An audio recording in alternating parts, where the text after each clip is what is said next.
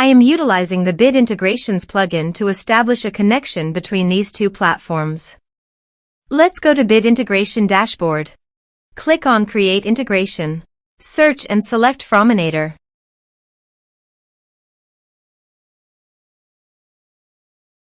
Select a form. Click on Next. Search and select Mailment.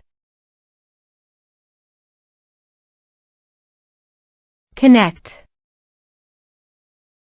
Next. Choose Actions.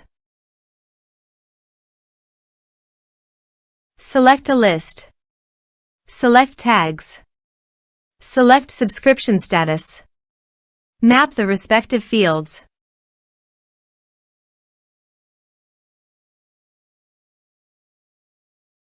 You can update contact by checking the box. Here are advanced features in conditional logic. If you want, you can use it for your own requirement. Click on Next. Finish and save it.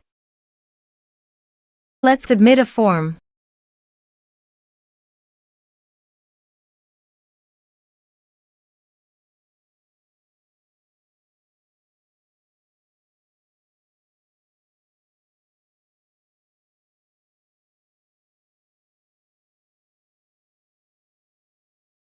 Click on Send Message.